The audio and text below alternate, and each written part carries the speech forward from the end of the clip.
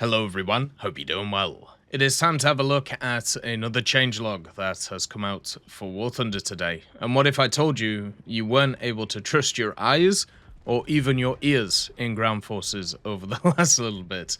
It has been completely crazy in terms of what's been going on. So in this video, we'll go through all of the changes that they've made and also the clarifications when it comes to sound and also when it comes to all of the other bugs that they've been fixing. So we're going to look at update 2.45.1.50. This has a look at aircraft, ground vehicles, and also naval, but we're mainly going to be focusing on the ground vehicles part because it is just ridiculous what has been happening in ground over the last little period. First of all, they have fixed a bug that led to the desynchronization of the position of moving ground vehicles. So basically, if you shot at a target and it was moving, it was no actual chance that you were actually shooting where you were shooting, because there was a desynchronization bug with where the vehicle actually was. So unfortunately, that led to a lot of issues for a lot of people, and it sucks, because if you can't trust your eyes, what can you trust? Well, I suppose your ears, but guess what? You couldn't trust that either. This are the changes that they've made. I'm just going to read them verbatim for people, and then we're going to discuss them. The following changes will, among other things, result in the sound on ground vehicles becoming more consistent, stable, and predictable overall. In particular, it should no longer be the case that ground vehicles at distances of up to 250 meters, which are behind obstacles, do not make engines and also track sounds. So that was obviously a problem. The principle of absolute detection of enemies in ground vehicles has been changed. The absolute detection parameter no longer depends on the level of the vehicle's crew's keen vision skill and is equal to the value that was previously the maximum for the fully upgraded Ace crew, 215 meters. For vehicles with improved optics modification, this parameter is 280 meters. This parameter is responsible for the range at which information about enemy vehicles is transmitted by the server to the client, regardless of whether the player sees the vehicle or whether the terrain or objects in the location interfere with this. The change has been made for transparency, despite the fact that the parameter was described in the crew's keen vision parameters. Its presence, its impact on the game, and connection with sound in cases where the vehicle is out of direct line of sight were not obvious. Yeah, that's one way to put it. The major issue is people just don't read these things. So it isn't about it being obvious or not. It's just nobody actually reads it, which is why nobody understood it. It's actually worked this way for 10 years. But now it's a problem because somebody brought it up and nobody realized it existed, even though all you had to do was read it and it told you.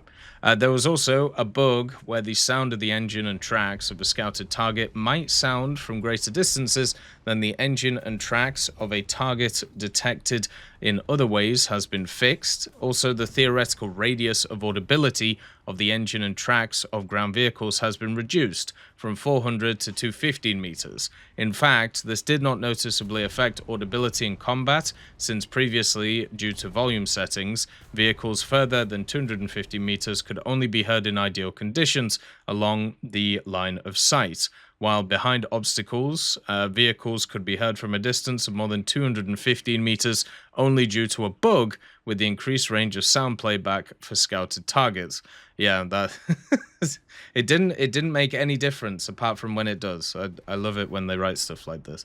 These changes, among other things, will lead to the fact that now information about enemy ground vehicles will appear on the client either at a distance at which the sounds of the engine and tracks are just beginning to be played with minimum volume, or even at a greater distance in the case of vehicles with the improved optics modification, which will eliminate abruptly appearing sounds of engines and tracks of ground vehicles. The ranges of the sounds of guns shots have not undergone any changes and are still always reproduced if the shot occurred within a radius of 2 kilometers. Therefore, there is a bunch of vehicles that are bugged right now, mainly autocannons, because you can't hear them at any distance when they fire. So they need to have a look at that. As usual, the Bradley is in a weird spot right now because it doesn't seem to make any sound when it fires, at least on my end, and luckily I streamed the game, so therefore I can show it live that these things are happening. There was also a bug where enemy engine sounds could disappear behind obstacles, leaving only the sound of the tracks, and that has been fixed. So even though they've said that this stuff didn't affect anything and there wasn't really any issues and nothing really changed, there is a bunch of bugs that they fixed alongside of it, which obviously show that there was issues with this stuff, and that's what they're going forward. So basically what they've done is they've made the keen vision skill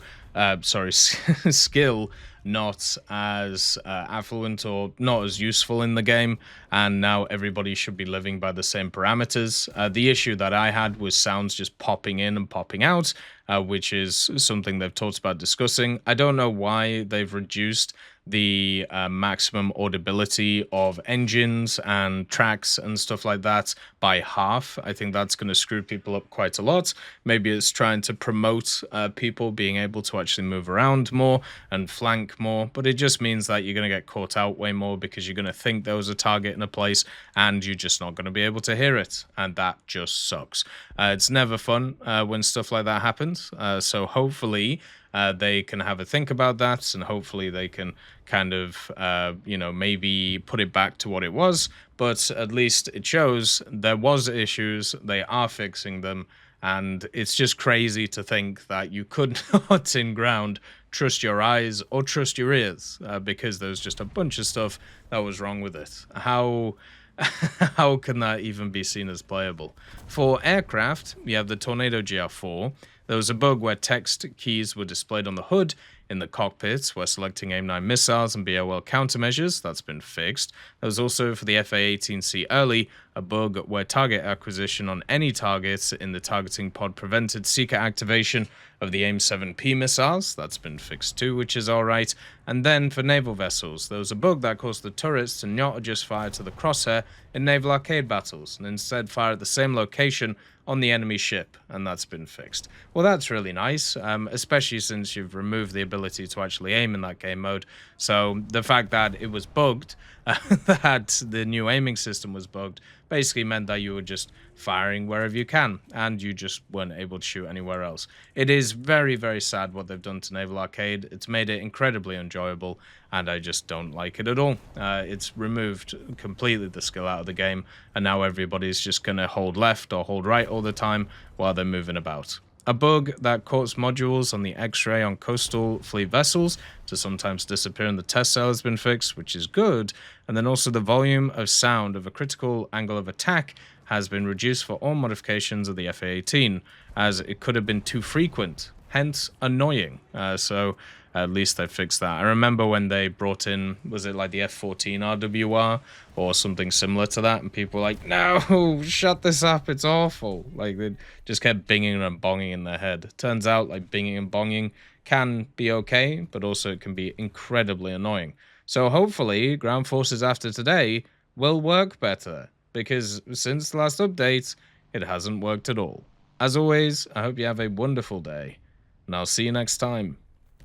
I'd just like to thank GMG Smiley, CD Beans, Chieftain Mike, EMN3 Galaxy, Tulio Pontecorvo, Brendan Quinn, Carrion Crow, Gus Irenicus, Pyman, Wartinder, Teddy, Daniel Stanton, Martinez, B. Young, Ozzy Panzer, Alan Hacker, Liam Shear, Opium Prime, Lafouche, Sem Aslan, Uncle Bean, and Derek R. for supporting the channel.